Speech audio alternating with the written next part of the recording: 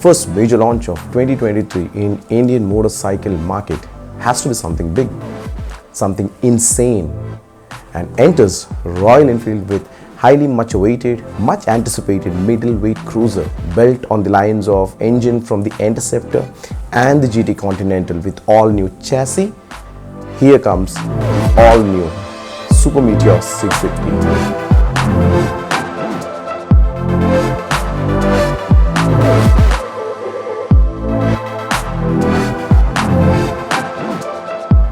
In today's video, we're going to discuss about this motorcycle and what is my opinion about this new player into the Indian motorcycle arena. Hello everyone, welcome to Raj RideStories. This is Raj, your host, and if in case you're landing up on this channel for the first time, I would request you to kindly subscribe and hit the bell notification if in case you like such content.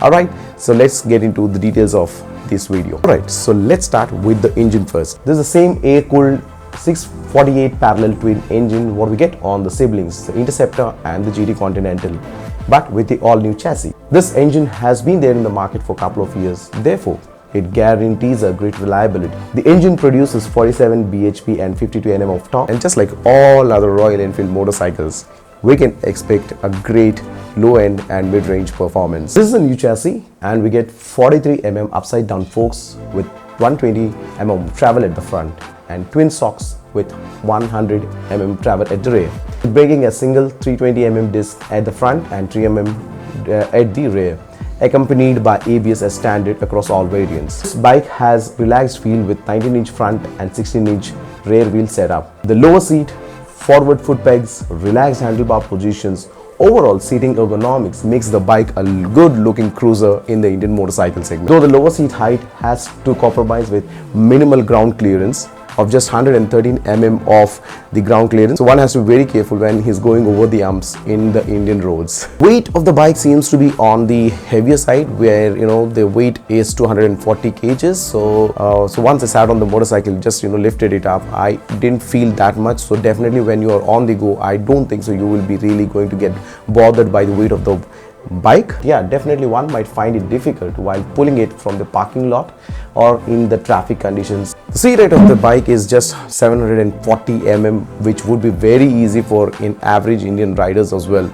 And considering this is a cruiser, obviously it's going to be on the lower side, and which gives you a very relaxed ergonomics. The Super Meteor comes with the two variants. One is the standard, the other one is the touring mod touring variant. You have these color schemes like the celestial red and the blue, whereas in the normal standard bike you get the color schemes like interstellar green, black, grey and blue. We get all new LED headlamps which look super sexy and cool. We get alloys, I think for the first time in any of the RE motorcycles. I hope I'm correct.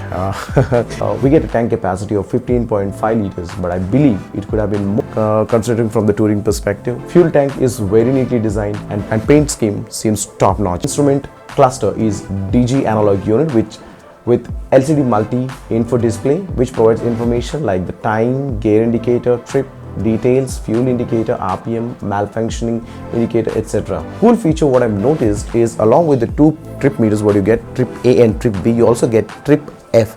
And when I try to understand what the trip F indicates, is basically it shows you the reserve, the fuel reserve what you have in the motorcycle. I think that's a cool feature what has been introduced by the Royal Enfield. Switch panel on the right and the left side are of the metal and provides a very cool look overall. The indicators are not of LED, but they offer a old school retro look.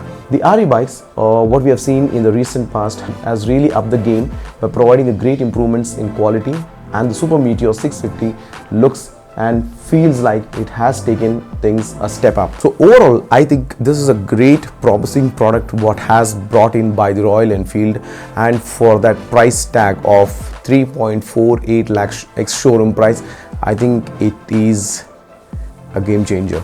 It should be definitely a game changer in the Indian market. 650cc for that price is like wow. In Bangalore, the on-road price, I think it will come somewhere like 4.4 for the standard variant, and I think it goes up to 4.8 for the touring variant. That's what I have understood from the showroom guys. I see the way Royal Enfield has positioned this 650 Super Meteor. I think it has really opened up the gates for other manufacturers to think about their strategies of positioning their cruisers in the Indian market, because definitely this is going to give a run for the money. The way I see is the entire build quality of the bike, the way it looks, maintaining that old school retro look, etc.